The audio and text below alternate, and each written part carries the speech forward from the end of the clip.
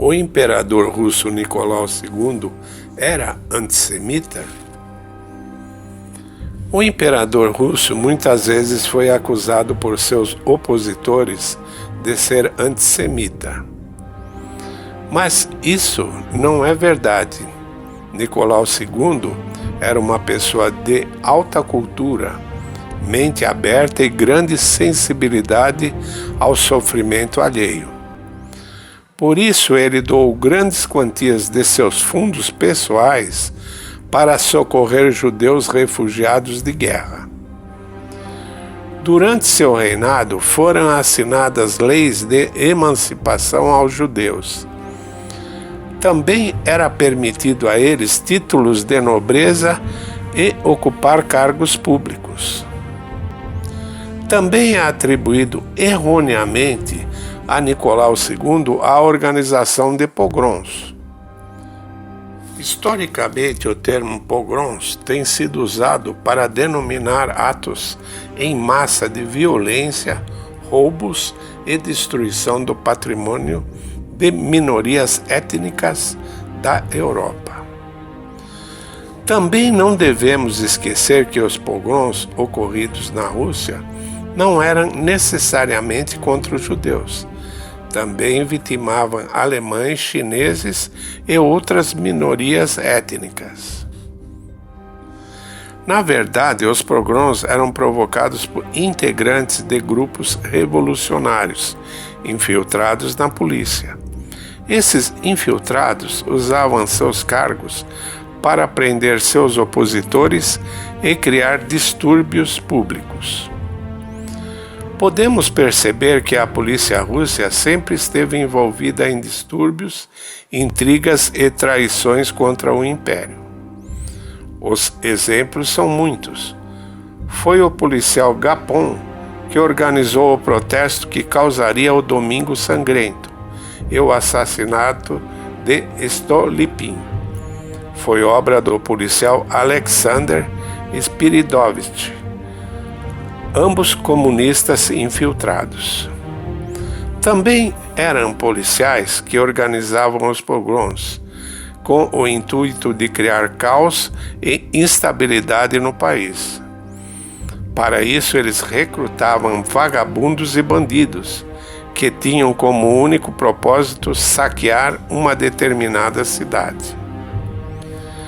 Geralmente, os dados sobre os pogroms são superestimados, como é o caso do ocorrido em Kishinev, em abril de 1903. Foi propagado que 500 pessoas morreram nessa ocasião, mas na verdade, de acordo com o relatório oficial do procurador Polana, que aliás era solidário aos judeus, foram ao todo 43 mortos, e 39 deles eram judeus. Existe um mito de que na Rússia os grandes pogroms deram origem a uma imigração maciça de judeus entre 1881 e 1884. Mas esse é outro erro, pois os grandes pogroms só ocorreram em 1905, ou seja, 21 anos depois da data das supostas emigrações. Na verdade, nunca houve uma imigração maciça de judeus, de 1880 a 1913. A taxa de imigração anual equivalia a 1% da população judaica, e sua taxa de crescimento era cerca de 2%. Portanto, não se pode falar sobre a imigração em massa. se apenas para esse período o número de judeus na Rússia aumentou em 2,3 milhões. Também não havia relação entre a imigração e pogroms, pois apenas 1% dos imigrantes judeus era de pessoas pobres e vítimas de pogroms. Outro aspecto ignorado é que a dinâmica da imigração de judeus russos aos Estados Unidos corresponde exatamente à imigração dos judeus de outros países aos Estados Unidos.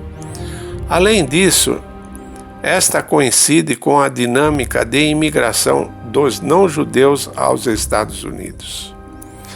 Portanto, qualquer indicador da situação econômica singular à imigração de judeus russos não corresponde.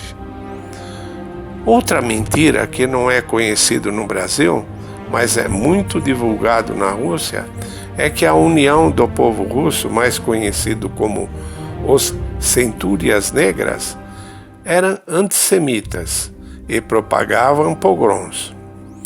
Esse mito foi criado pelos demagogos para traçar um paralelo entre o conservadorismo russo atual com os Centúrias Negros, que foi um movimento tipicamente conservador do século anterior, que tentou em vão salvar a monarquia russa de ser destruída na Revolução. Esse paralelo imediatamente cria tensões na oposição que divulga a quimérica teoria do nazismo russo e do antissemitismo russo. Podemos presenciar um fragmento desse mito no livro O Pêndulo de Foucault, de Umberto Eco. União do Povo Russo, mais conhecido como os Centúrias Negras, a União recrutava criminosos e eles estão envolvidos em massacres, assassinatos e terrorismo. Deveras, os Centúrias Negras não eram criminosos. Com efeito, sua clientela era bem heterogênea. Tinha dentre seus participantes representantes proeminentes da aristocracia, bem como a hierarquia da igreja, incluindo o futuro patriarca Tikhon e o metropolitano Antony. Mas também havia pessoas simples, como 1.500 trabalhadores da empresa Putilov.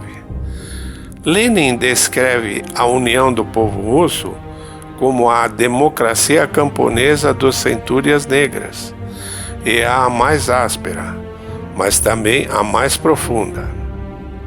Outra mentira presente no texto de Umberto Eco é que a União do Povo Russo era uma organização antissemitista.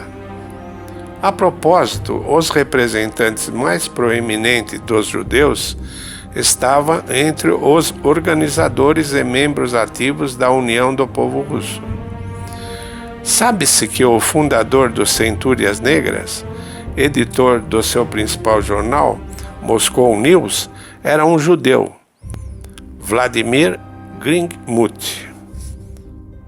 Outro colaborador judeu foi Ilya Gurland, que está entre as figuras mais proeminentes dos judeus.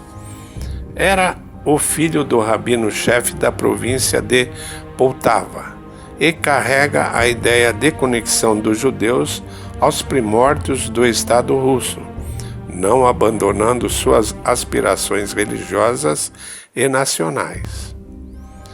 Assim, muitas figuras relevantes dos Centúrias Negras eram judeus e foram grandes patriotas. O tema desse vídeo foi uma sugestão dos nossos inscritos, Leandro e Rômulo Monteiro. Você também gostaria de sugerir um tema para os próximos vídeos? Deixe nos comentários. Sua participação é muito importante.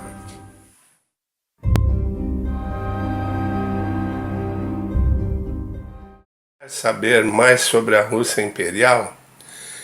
Inscreva-se em nosso canal e ative as notificações. Não se esqueça do like. Até o próximo vídeo.